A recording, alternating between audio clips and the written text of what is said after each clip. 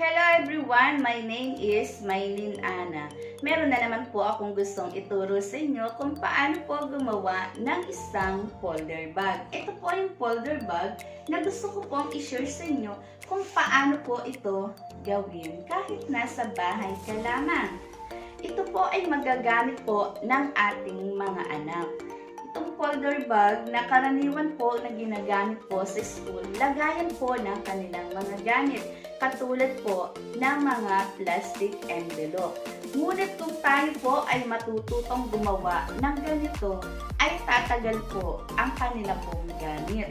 At hindi po ito basta-basta masisira. Kung bago ka pa lang po sa aking channel, please subscribe Maylin Ana Vlog. At huwag mo na rin pong kalimutan na pakipindot po ang notification bell upang palagi ka pong update sa susunod ko pang mga video.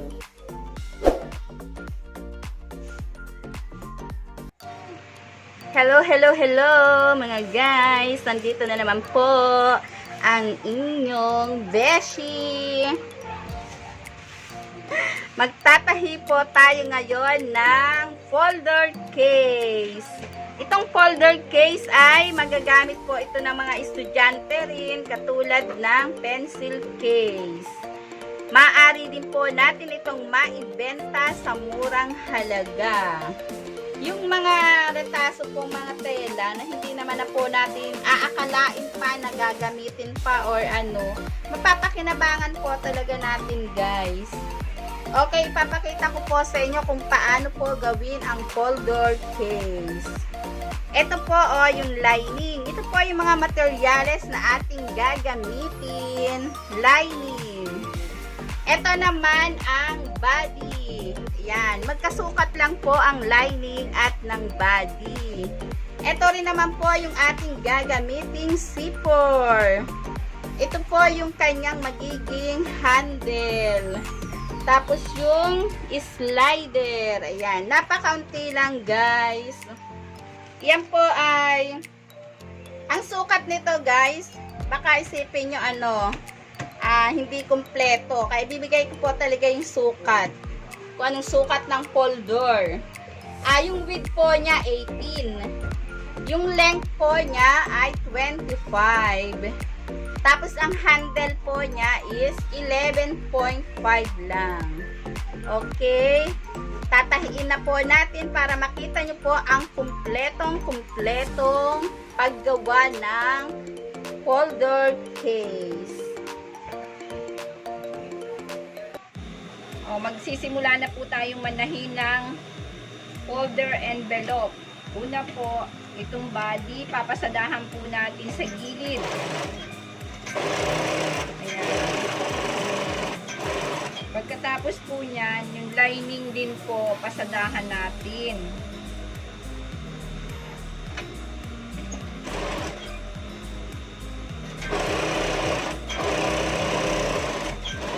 Ayan, napasadahan na po natin pareho.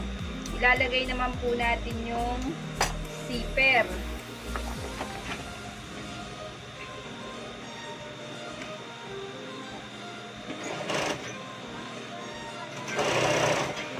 Pasada po muna natin sa body.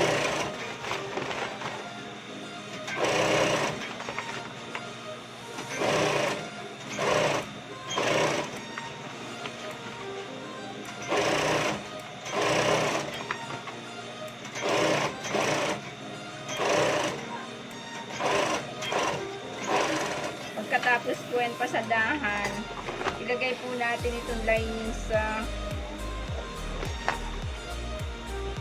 babaw. Ayan. Saka po ulit natin siya.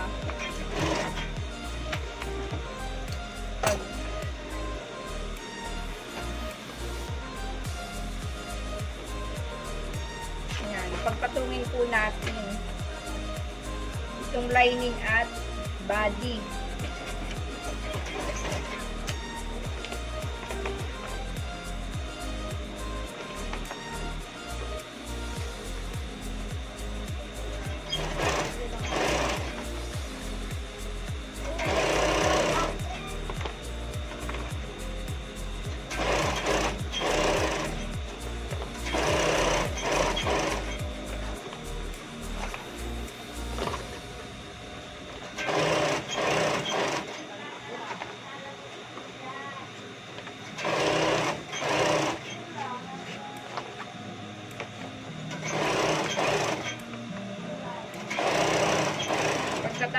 natin pasadahan.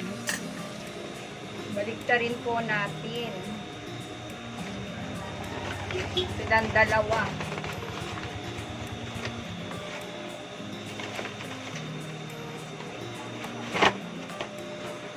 Pag napasadahan na po natin, pag nabaliktad na, pasadahan po natin ng 1/16.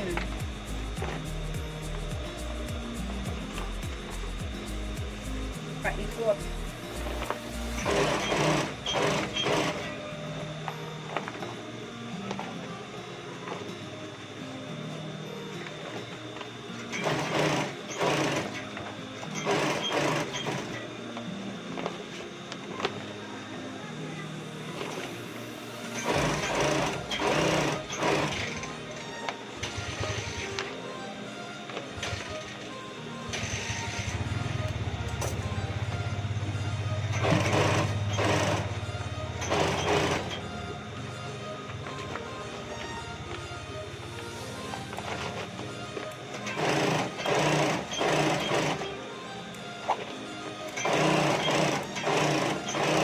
Tapos po niyan, pasadahan. Pasadahan po ulit natin ng isa pa. 1/4.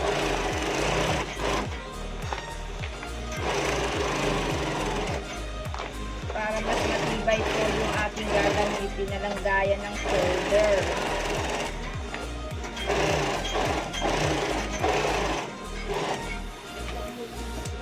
Yan, napasadahan na po natin. Ang gawin po natin, pagpantayin po natin yan sila.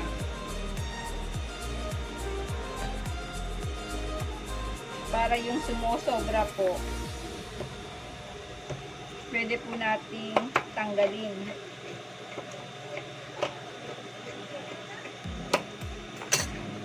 Pagkatapos po, ilagay na po natin yung slider.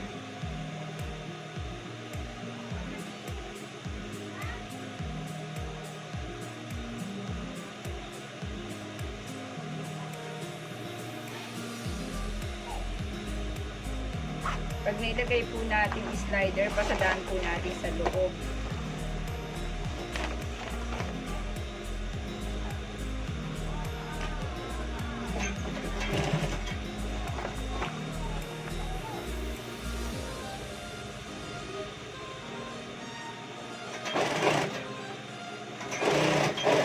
Natin ng 1/4.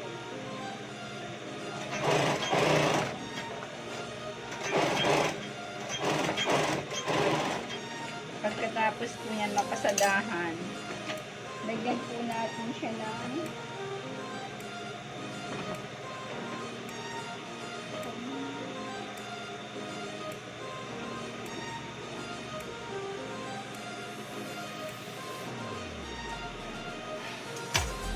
pasadahan po natin ng pambayas para hindi po siya magninis-nis.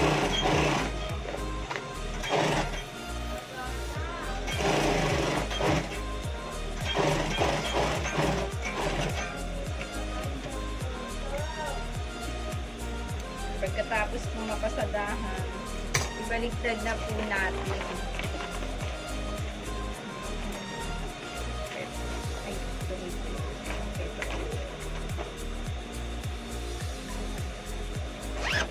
Ayan, nabuo na po siya. Lagyan po natin ng sukatin po natin para po sa paglalagay ng handle.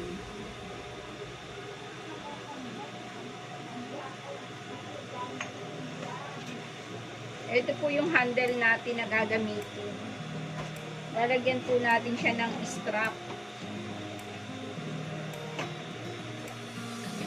para mas matibay po yung pinaka-handle niya.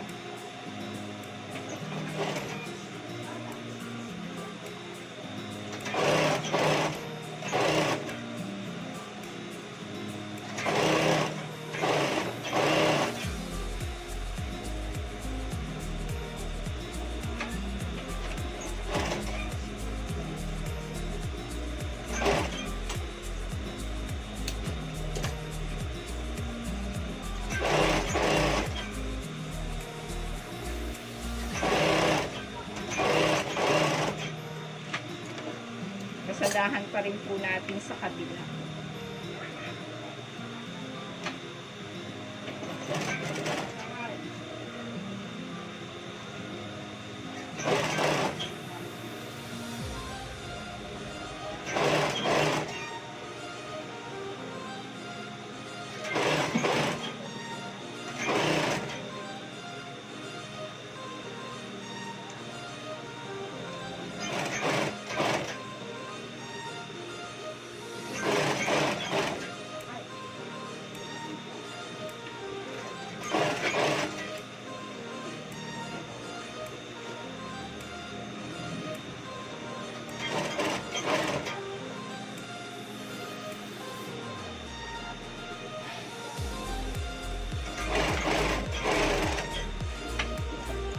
Matapos na po nating pasadahan,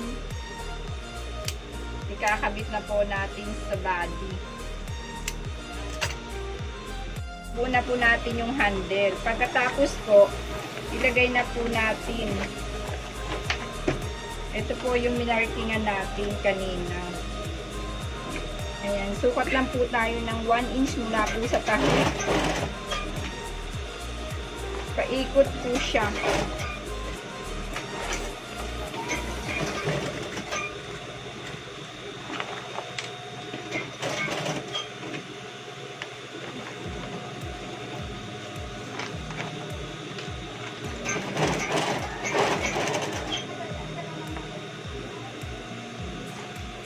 Ito naman po yung kabila.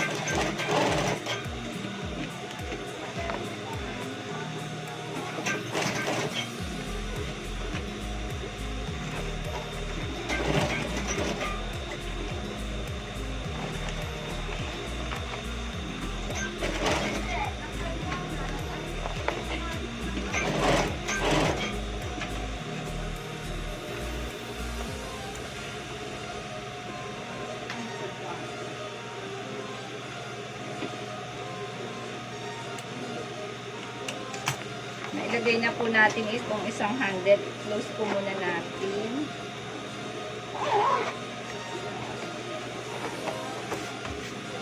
Yan. Markingan po natin dito sa kabila para pantay sila. Saka po natin ilagay ulit yung kabilang handle.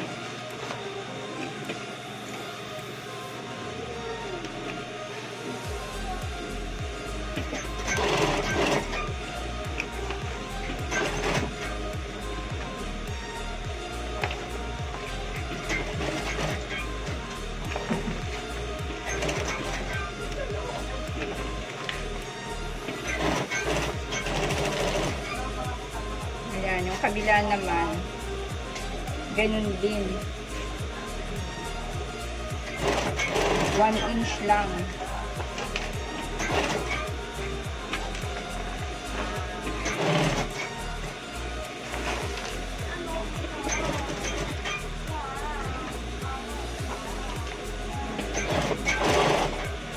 Ayan, tapos na po.